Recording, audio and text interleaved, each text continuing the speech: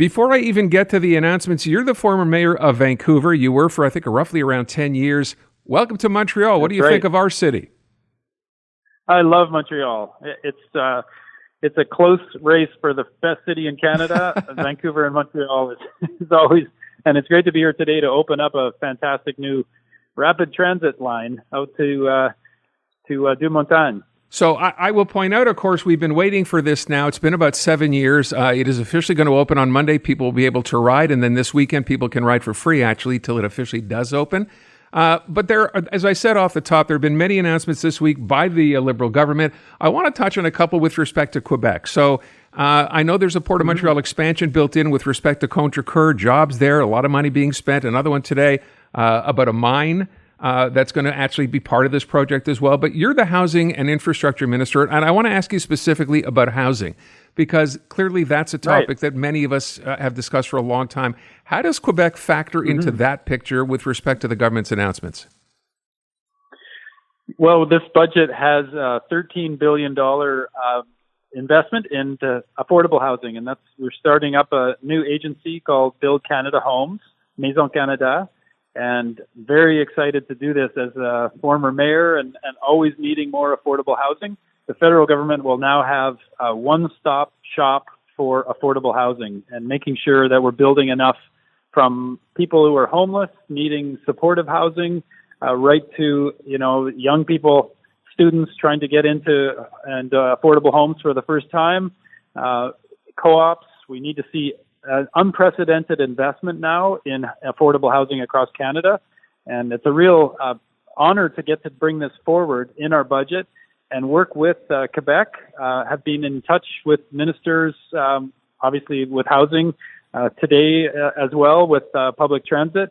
It's really, I think we've got a real opportunity to accelerate. That's the most important thing. I just see the time right now. We have to move faster. We have to invest across our whole country with our economy being challenged, and investing in housing, investing in community infrastructure like public transit.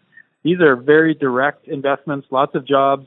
They make Canada stronger, and it's a really great time to scale up and accelerate that work. So I think, to be fair, the opposition, and this is to be expected, had some questions about this, some of them with respect to major projects having been previously announced. In other words, this is not really new. We've been talking about housing for quite some time here. With respect to this new plan, specifically in Quebec, you mentioned, of course, affordability. You mentioned the homeless situation. Our new mayor, Soraya Martinez-Ferrada, has pledged to make housing one of her key issues. Did you have a chance to speak with her about this today? Yeah, we did speak. We had an opportunity here riding the new REM on the first journey, and had a chance to talk. And that's basically what we went right to, is working together to tackle affordable housing, making sure that we're investing, starting right here in Montreal. I know it's a top priority for her, and obviously the members of Parliament from Montreal. I hear from them every day to get going on investing here in affordable housing. So it's obviously a key priority in the big cities, but also in smaller communities across the country too. We have real challenges at kind of every scale of community now that we have to work as partners, not only federal and provincial, but we need the local governments to speed up the process to get more affordable housing built. So I would ask, as well, as a former mayor of a city as big as Vancouver, homelessness is not just, a local issue. It's a national issue now. You've seen it in your own city. What's the solution? Exactly. What's the federal plan to deal with that? Well, in this budget, we have $1 billion dedicated for transitional supportive housing. And those are modular homes, so they can be manufactured. Quebec has great manufacturing for modular homes. We can assemble those very quickly. I'd like to see big progress on this in the next year, before next winter, that we have thousands and thousands of homes available to people who are right now are sleeping outside, or they're in shelters.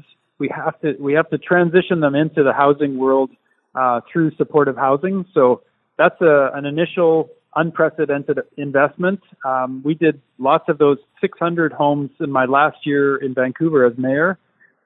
So now we want to do thousands of those. But it's also making sure we're getting the deeply affordable housing built at scale. That takes more years, but we have to get started right away and making sure that it's a much higher volume of housing. And some of it is mixed with market housing as well. We need the private sector to be building fast. We need nonprofits to step up and to manage this. And we need the provinces, we need Quebec to invest in the health supports, particularly for people homeless. They need those wraparound supports to be stable in the housing. With respect to the private sector, and that's something, again, that's been talked about a lot lately, one of the issues always has been, and this is with the previous government as well, the bureaucratic red tape that's involved in taking a project from its original plan to fulfillment. How is that going to change? Because that still remains, it would seem, a hurdle. It has been a hurdle, and this is a conversation that I'm having. Obviously, worked with lots of the mayors and their councils across the country. And that's part of my job is to get us all on Team Canada now, working together at every level of government. And the local level is obviously very important for approvals and speeding things up. I think we've seen some really good results from the Housing Accelerator Fund. We have 241 cities that are part of that, and they are accelerating their process. We're seeing technology now coming in with AI approval systems that's very promising to speed up the process. So I think using technology and a sense of this is when we have to accelerate. We need to be investing in Canada, and we have a housing crisis. Those two things mean we have to move faster. We have to build together, and we have a lot more money in the budget than we've ever had before. So those are all a perfect opportunity to scale this up. We did hear the Prime Minister today reiterate the government's commitment to high-speed rail. We've been talking about this as well for so many years. How much of a plan do we actually have to make this happen sooner rather than later? Well, it's definitely a big priority as a major project, and being designated to accelerate that project. I think lots of excitement. There's been lots of good energy from the members of Parliament. Certainly here in Montreal, they were very, very loud and want to see that happen as quickly as possible. So it's also a big opportunity for our steel manufacturing to manufacture the rails. That's a change that we can invest in to get our steel industry back on its feet after the Americans' tariffs. So if we're investing in major projects like this, it's also opportunity for a lot more housing. If we build that sooner, that creates opportunity to build housing in the corridor of the high-speed rail, and people can travel, obviously between Quebec and Ontario much more conveniently, and live in different parts along the line if there's great fast service. So it's a win for communities. It's a win for housing eventually. We just got to get going on it as fast as we can. To which my last question would be, do we have a timeline? I think it's ASAP. That's what I would say. And certainly from my side, on the infrastructure investments, we have funding to accelerate this. We have the designation as a project of national interest. So I think it's all systems go. And these things do take time to build, but that gives us more reason to go as fast as we can right now. All right. We will leave it at that. Minister, thank you so much for your time. Very much appreciate it. Absolutely. Good to be with you. Introducing Bryan Adams Radio on iHeartRadio. Hosted by Bryan Adams himself. Join me for an insider look on a wild ride through 40 years of global rock and roll. Bryan Adams Radio. Now available on the free iHeartRadio app.